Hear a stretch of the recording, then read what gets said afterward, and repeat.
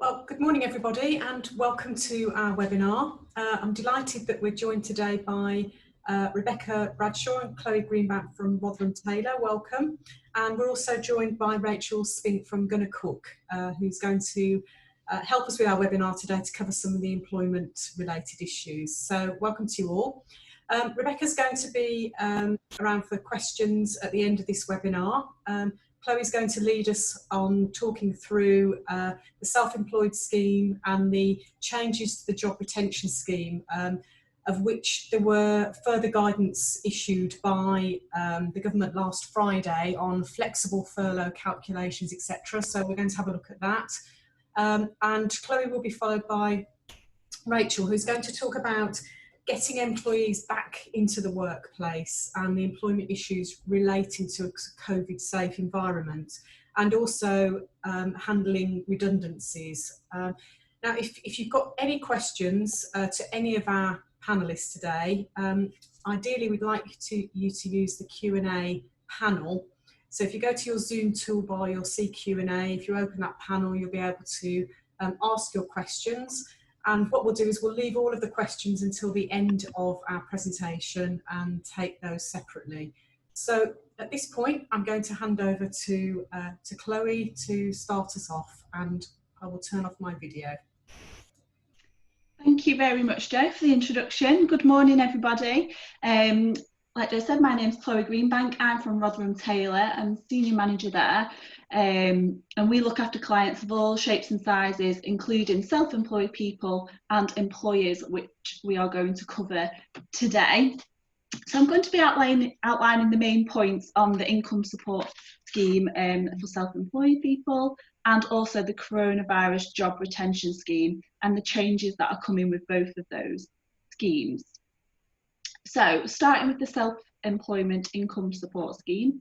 This is the scheme which offers grants to individuals who are self-employed. So who is eligible for this scheme? So there's a number of criteria to meet here, including that you must have submitted a tax return for the tax years 2016-17 to 2018-19, or the years which you were trading if you only started more recently. More than 50% of your income and profits must come from self-employment profits in order to be eligible. And your average trading profit in the tax years 16-17 to 18-19, or the ones where you've had trading income, must not exceed £50,000 per annum. So you might have had a bit more in one year, a bit less in the other, but as long as the average over those years is not more than 50,000, then you can claim. And you must still be trading, or you would have been if not for coronavirus, during 2020-21. Moving on to the next question on the slide. Can I apply if my work and income have not been affected? Well, HMRC have stated that trading profits must have been negatively impacted due to coronavirus in order to claim. So examples of being infected may be that you have not been able to work because you have been shielding or self-isolating, or you have actually been sick and therefore obviously not done any work and not raised any invoices. If your work has had to stop due to issues with the supply chain, you've not been able to get materials. For example, if you're a builder or a plasterer, you might not have been able to get the materials as the builders' yards haven't been open in order to do any work, even if you were well. Or you might not have got the staff to do any work, or your sales have dropped because staff, the same, might have been shielding, sick or self-isolating. So obviously it might be that sales have dropped or profits have dropped because things might be costing more as well. So there'd be reasons why businesses have been negatively impacted due to coronavirus.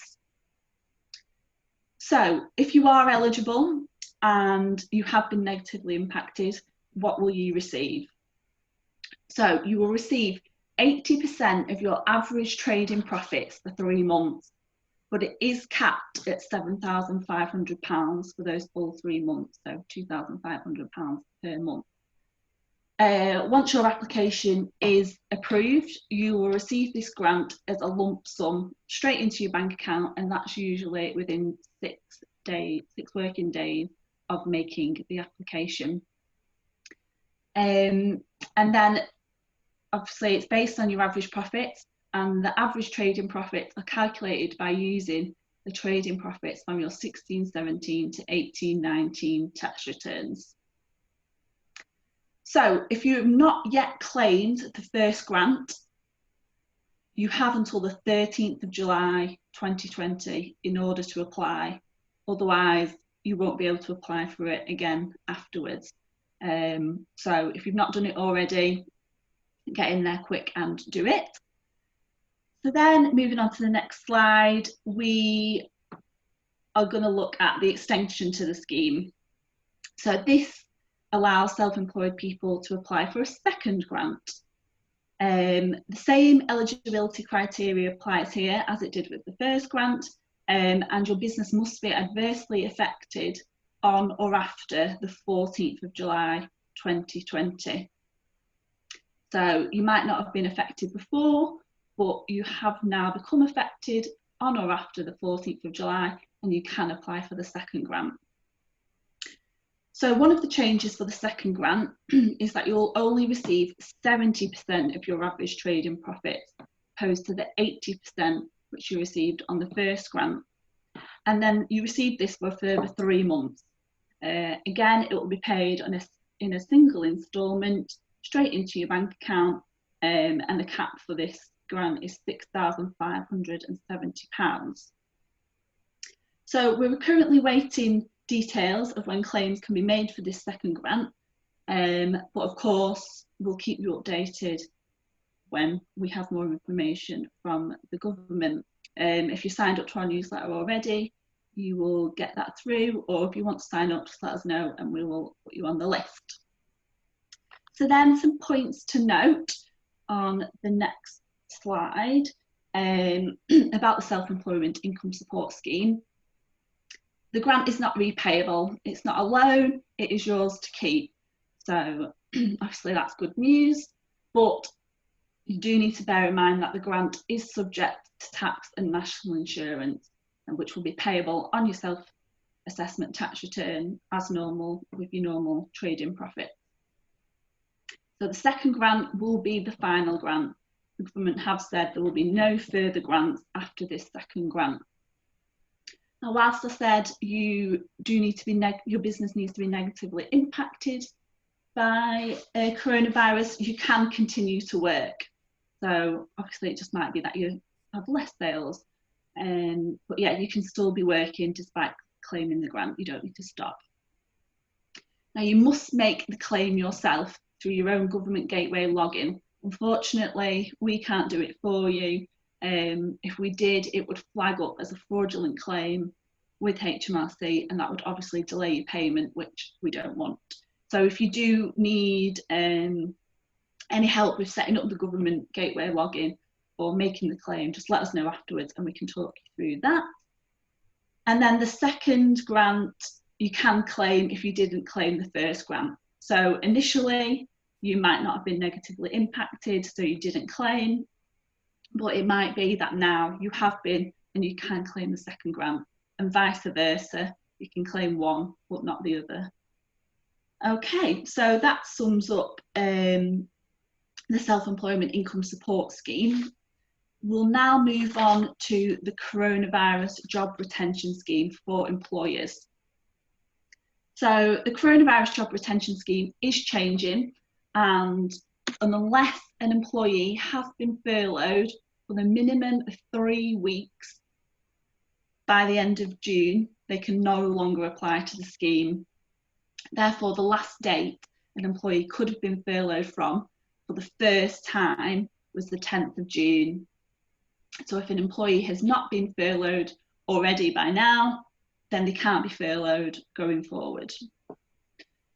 So from the 1st of July, anyone who has been previously furloughed can be flexibly furloughed. Bit of a tongue twister.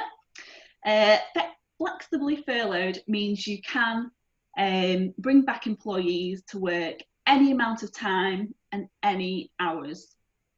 So that might be normally one of your employees works 5 days a week, but you might bring them back to work 2 days a week.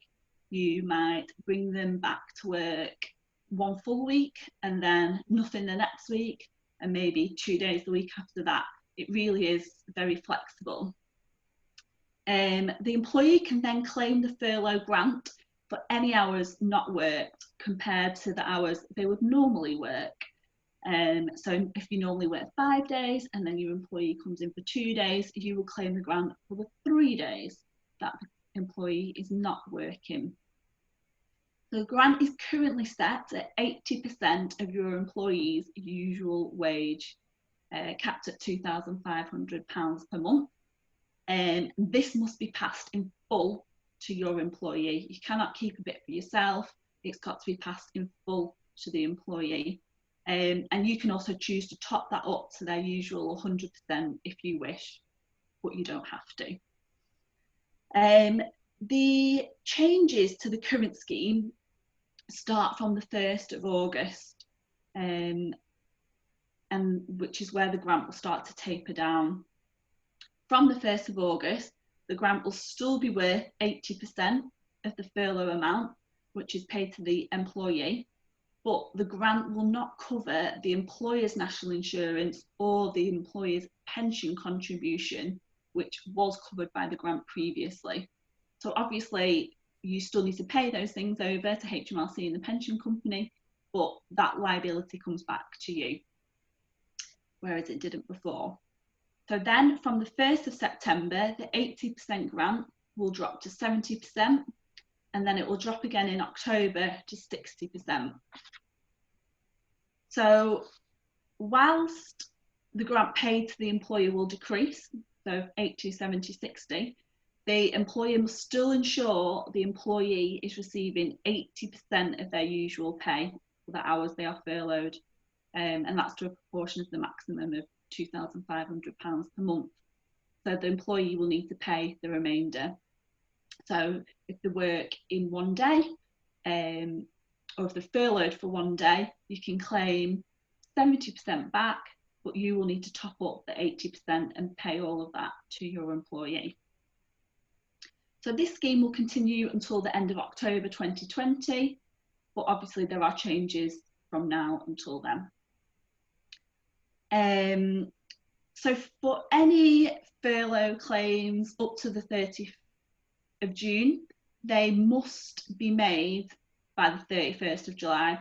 So say you're a director and you just wanted to do a one-off claim, you must make sure you do that by the 31st of July for the period up to the 30th of June. Otherwise you'll lose out, and we don't want that. So if you currently have furloughed employees, they can stay on furlough full time. You can decide, or until you decide to bring them back. At any time after the 1st of July, you can choose to bring the employees back part-time, full-time, or leave them on furlough. At the end of October, the employer, you'll need to decide on the action going forward. And one of those options is redundancy, which Rachel will cover for us shortly. So I just wanted to finish on penalties in regards to fraudulent claims. HMRC have published draft legislation stating they'll be auditing applications to the Coronavirus Job Retention Scheme retrospectively. The checks will be rigorous and there will be severe penalties for anyone in breach of the rules. And breaches might include you have furloughed as an employee, but you're still making them work.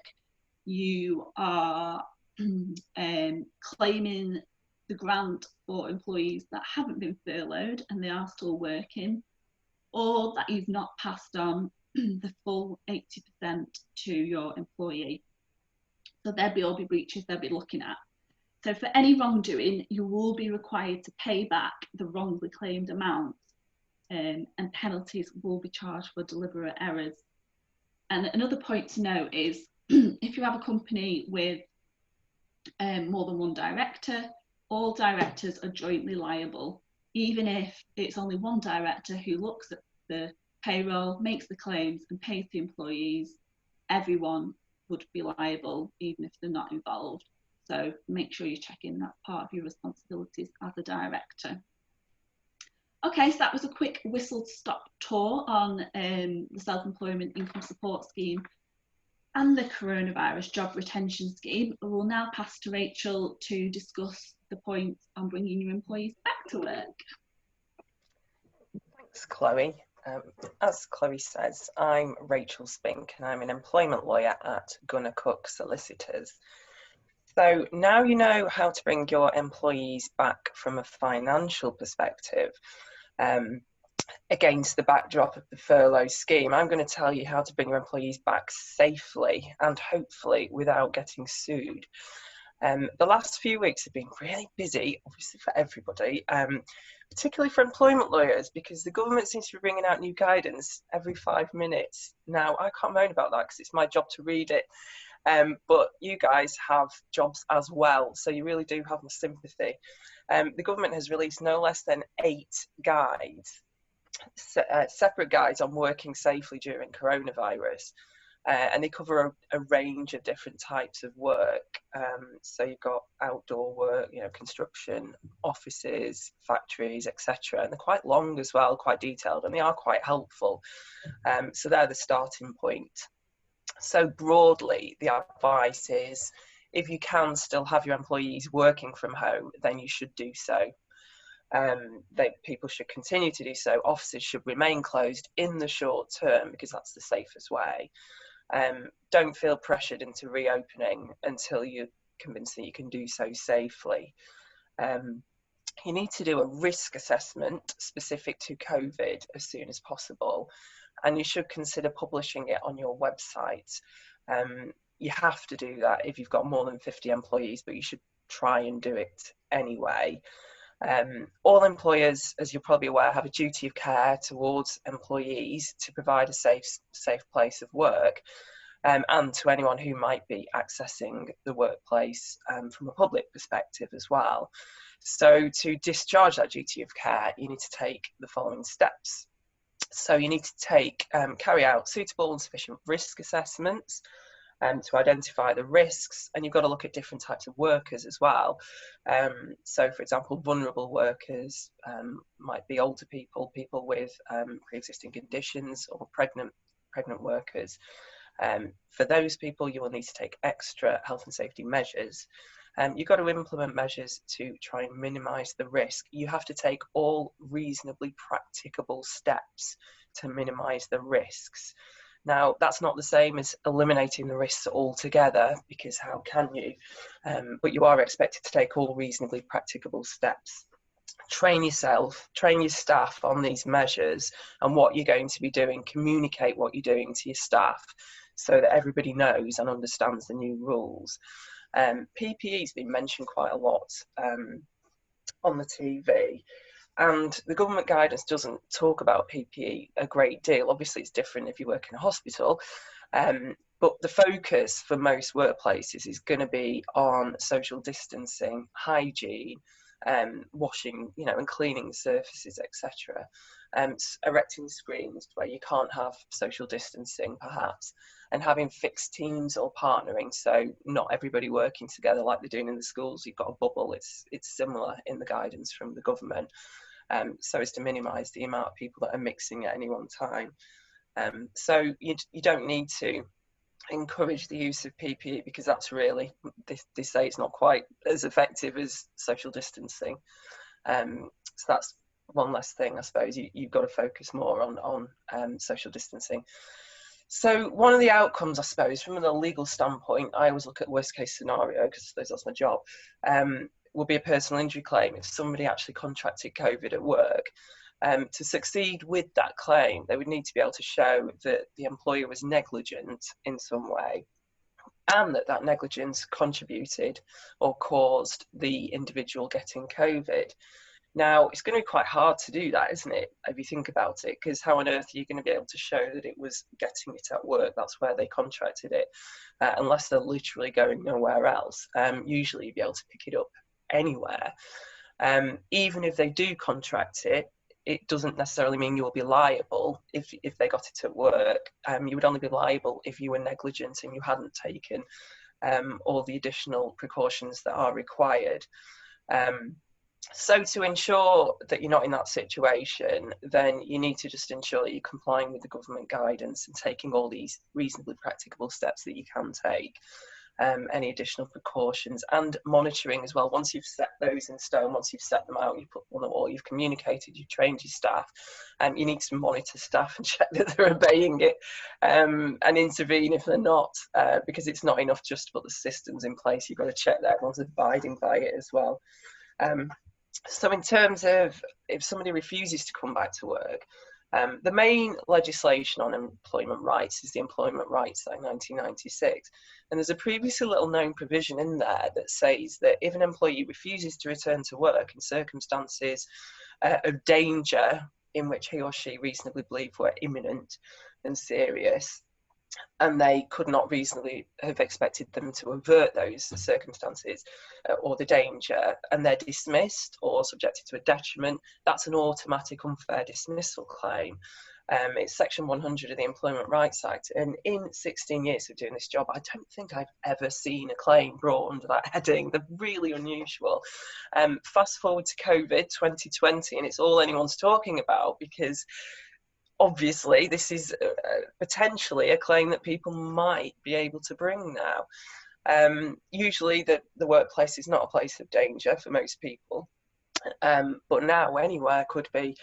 But it does depend on the facts. And so going back to taking all these steps, the reasonably practicable steps, if you've done all those things and you've communicated it to your staff, then you're going to be in a good place to defend any claims such as section 100.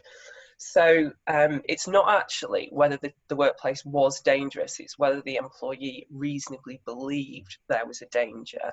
So it's actually a subjective test. With a combination, it has to be reasonable as well, which is objective, obviously. That underlines the importance of communicating with your employees what you've done, and that you have taken all the steps that you can, and reassuring people that you've done all you can to minimise the risks. And that obviously would affect their ability to be able to say that they reasonably believe they were in danger. If somebody hasn't done anything at all and there's no steps being taken, then yeah, quite possibly they could bring this claim, an employee could bring this claim. But it does depend. At the moment, I'm based in Lancashire, the R rate is higher, I think, than it is down in London. So that's another factor, isn't it? How reasonable was that belief that the virus was still at large? But it does depend on the facts. So in terms of if an employee refuses to return, just going back to the initial question, it does depend on the individual. We're going to assume that you've carried out your risk assessment, you've done all you can. If they're in a clinically vulnerable group and they might have a pre-existing condition, you can't allow them to work from home. You can still furlough them, provided you've already done that to date, because as Chloe said, the last date for doing that was the 10th of June. So that's something to consider just for the time being, because if you force somebody with a protected characteristic, such as a disability, or if they're pregnant, to come back to work, then that could constitute discrimination, or it could be a constructive dismissal situation. So we've just got to be careful about that. If people have childcare responsibilities and not all the schools are going back, it can be difficult. People might not be able to work as easily. Oh, someone's just asked that question. That's good timing. Childcare problems. Yeah, I mean, it's still an issue. Our schools, again, in Lancashire, we're going back next week, but that's only year one in reception and year 6. So a lot of people are still in this very difficult situation where they have got no childcare. So discuss with the employee at that stage. You might be able to furlough them. If they've already been furloughed, that might be an option, because then, of course, you can claim the subsidy. You could have a discussion with them about taking unpaid parental leave, but that's not going to be great. It's not going to be very desirable because it's unpaid. It's tricky because the government, the Prime Minister has specifically said employers need to continue to be sympathetic to employees with caring responsibilities in this very difficult time.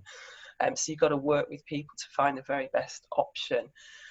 So would our discretionary parental leave unpaid kick in? Well, yeah, but you'd be better discussing that with them. If there's nothing else that you can do, if you can't work from home at all, then I think that's the conversation. You can't furlough them, and that's the conversation to have. If they're not in that category, or they're not vulnerable and they're still refusing to return, I think it's a conversation with them about what their concerns actually are. Try and reach a solution. So, for example, if they're worried about the commute, risk of infection, can you give them a car parking space to get around that? If they've got underlying mental health difficulties which might cause them to be more nervous about returning to work, you should have a conversation with them, offer counselling potentially, because that might constitute a disability, which under the Equality Act you'd be obliged to make reasonable adjustments to prevent them from being at a substantial disadvantage. So it's a continuing conversation with staff. If they're still refusing to attend and you've taken all reasonable steps, you've thought about furlough, you've thought about unpaid parental leave if they've got children, time off as holiday maybe, or unpaid leave. We are ticking all the options here. If they still refuse that, then potentially you could be in a situation where they are failing to follow a reasonable management instruction, which could be a disciplinary matter, but that will be, you'd have to be quite wary about doing that, bearing in mind the general level of kind of anxiety about this whole situation with the pandemic. You've got to act reasonably as an employer, and that could be difficult to establish that you've acted reasonably if you start disciplining people. But it does depend on the facts. I'm not saying you can't do it, I'm saying it would depend on the facts. So if an employee returns to work and then they have to self-isolate as a result of test and trace, this is a new thing that's coming in, they can't work for 14 days, and you can't make them work, obviously, unless they can work from home, obviously, which is different. The government has said they should be paid statutory sick pay for the whole period. But obviously if they can come in, or if they can work from home rather, then they're entitled to the usual pay because they can just carry on as normal. So moving on to the next slide, handling redundancies. So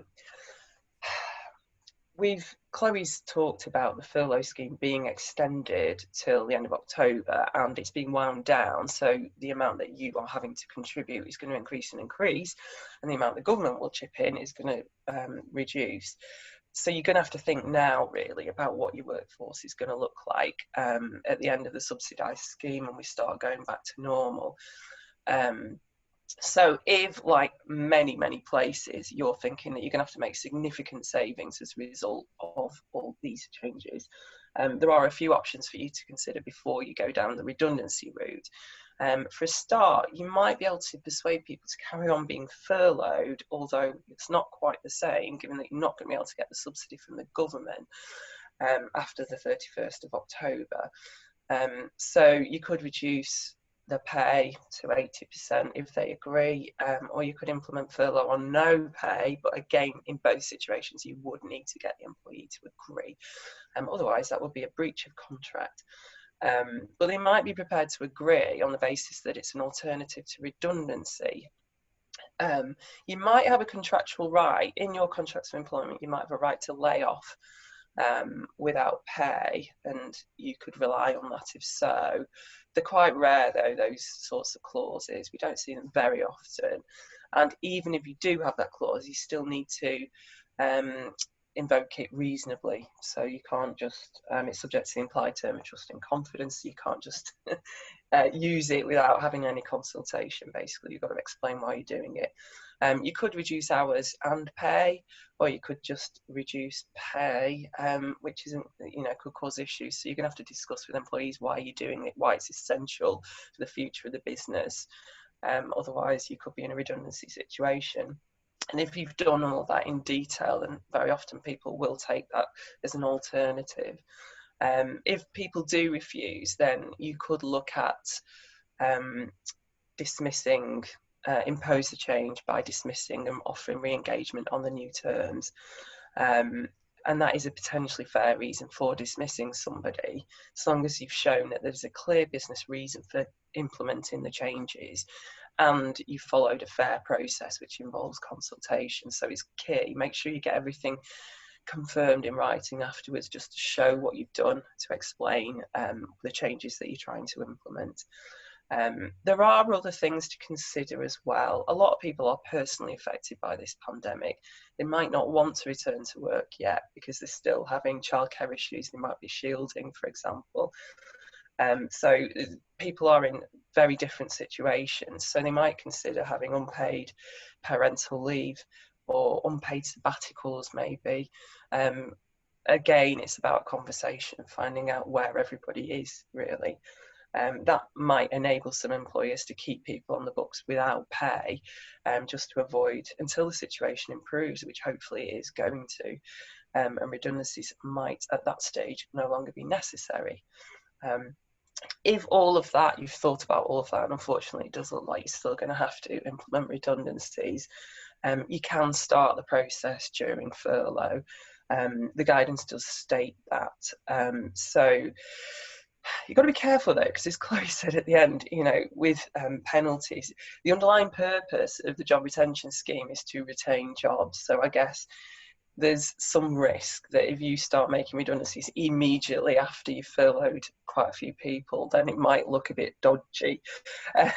And they might think, well, was the purpose of taking the furlough really just you were going to make people redundant all along? So I guess if you start consulting on redundancies, it will be with a very clear message that this will be reviewed and continue to be reviewed. So if redundancies are no longer necessary by the end of the process, then of course you won't carry it through. Because it's about fairness at the end of the day. Redundancy is a potentially fair reason for dismissing somebody. Some people I've been asked this quite a few times, would you be able to claim unfair dismissal if people are made redundant during the furlough scheme? Because you could have placed me on furlough instead of making me redundant. Potentially, because the tribunal would look at a number of factors assessing whether the employer would behave reasonably or not. That will be one factor they might look at. And because we've not had any precedence on any of this, we don't know for sure how it's going to be looked at. But I can't say that won't be looked at as a consideration. But I don't think it'd be enough on its own to render a dismissal unfair. So you've got to look at all the facts behind the situation. So in terms of consulting with people, everybody's not back at work yet, so it's going to have to be done remotely a lot of the time, unless you've got flexible furlough, again, flexibly furloughed staff. You might be able to do it in person if they're coming in on those days, but it's a bit of a logistical nightmare anyway, let alone with having to factor this in. So it might be better to do, you can do town halls on Zoom, I understand, or video conferencing, because the best thing to do is to make sure you've informed people properly as to what your plans are, rather than people finding out on the grapevine, which isn't a great situation to be in. Remember, if you're proposing to dismiss as redundant 20 or more employees, then collective consultation obligations kick in, which is minimum periods of 30 to 45 days of minimum collective consultation. So you have to factor that in. And that wouldn't just include classic redundancies. It also includes fire and rehire situations, because that can constitute a redundancy within the meaning of the collective consultation legislation. So just bear that in mind. And then if it's fewer than 20 redundancies, then only individual consultation is required, where there's no minimum period, it's just what's reasonable. So you can start your collective consultation soon now, if necessary, if you think that it is still going to be necessary following the expiry of the scheme, the furlough scheme. But as I said, subject to making it clear that the need for redundancies will be reviewed if the business situation improves. Collective consultation is with appropriate employee representatives. Remember, it isn't necessarily individual. So if you've got a recognised trade union, it will be with the trade union, or you might have to elect employee representatives for that purpose. So again, you're going to have to look at remote consultation if those people aren't in the office. Make sure they've got access to either a laptop or a phone where they can view the conference. If not, then phone is permissible as well. It's not great because you can't see how they're reacting to the news, and you want to make sure that everyone's okay throughout this process. But Obviously, we're not in normal situations, so you've got to make use of what you can, which might include phone if necessary. Once you've done your collective consultation, if you need to, then it will be individual consultation as well, although less of that. That means one-to-one meetings. Less of that if you've done collective consultation, just making sure that you're explaining the reasons for why you're doing this, and discussing all alternatives, which we've already discussed, but continuing conversation about that. People might be prepared to do that as an alternative to potentially losing the job.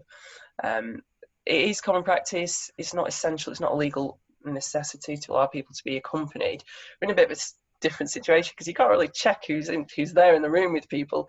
So you might be willing to relax the rules and say you are allowed a friend or a family member in attendance. Normally it will be a trade union representative or a colleague, but that might be difficult. So you might be happy to relax the rules slightly. This is a stressful situation for everybody, but particularly so for people who are at risk of redundancy, of course. So people might be struggling with their mental health. So again, as an employer, you have duty of care towards your employees. So you've got to really try your best to conduct all these communications as fairly as possible. Consider the impact on staff. Make sure people are offered support after the meetings. Have regular catch-ups and check-ins just to check everyone's doing okay. And make sure that you've got a clear method for saying, if you've got any questions or concerns, please do let us know. Think about whether you can offer counselling and things like that, professional medical help, signpost any charities that might be able to help, and just keep in touch with them and check how they're doing, really, because this is a difficult time. That is all I'm going to say about redundancy. So we're now on questions, if anyone has any to raise. That's great. Thanks very much, Chloe. Thanks very much, Rachel. So I think we had one question in from Emma about childcare problems and would discretionary parental leave kick in, which I think you answered as part of your presentation. Thank you, Rachel. I have had a couple of other questions put to me in the chat panel. I'm not sure whether this is one for Rachel or for you, Chloe. Can you use the furlough payments as contribution to notice period if you're making somebody redundant? Do you want to? Well, I think the answer is nobody knows. My understanding is it's not clear, and people have said there could be reputational risks in using it, because at that point you're blatantly not retaining the job, are you? Because you've actually given them notice of redundancy. So even if it was legally allowed, you've got to just be careful about the reputational risk of using it. And potentially the risk of being audited afterwards, I suppose. But I don't think it's expressly disallowed, but you've got to bear in mind those factors, is my understanding. Okay. There's another question here relating to the test and trace. So if somebody has been contacted by a tracker and they're back in the office, back at work, yeah, does that mean everybody who they've been in the office with also has to go and isolate? How does that work? Oh, that's a good question. I don't know, because then they would be tested and traced. So I don't know how the test and trace app works, because presumably that individual would then need to notify the government of all the people that they had been in a room with. So potentially, oh gosh, that could be difficult, couldn't it? Because that's probably why it's important to try and keep separate teams, isn't it? And if people are going back to work, then don't have everybody in at once, because otherwise you might face an empty office again. Yes. Yeah, that's a really good question, isn't it? Because I suppose if you've gone into teams and fixed teams as they're suggesting you should, then the scope for that might be reduced, like Chloe says. Okay. And then this is an accounting question, so I'll fire this one at Chloe or Rebecca. Accounting for the self-employed grant in your accounts, how do you do that? I can take that one. If it's so the grant is taxable and should be included as part of your income. If you do your accounts on an accruals basis and you're expected to receive the first grant, you applied for the first grant, you might have to put it into your 1920 tax return, if that's the basis that you prepare your accounts on. If you cash basis, then you would just include it on your 2021 tax return. So it's just being mindful of when you apply, what basis you prepare your accounts, and when you receive the money. Okay, excellent. All right, well, that actually brings us to the end of our webinar. I hope everybody's enjoyed it. Just wanted to say thank you to Rebecca, Chloe and Rachel for your contribution. If you do need to get in touch with any further questions after this event, you're more than welcome to contact Chloe, Rebecca or Rachel using these email addresses, which will also available on the website. And we will be sending out an on-demand version of this webinar, so it has been recorded. We'll make that available to everybody who's attended later on today. So thank you very much. Thank you. Thank you.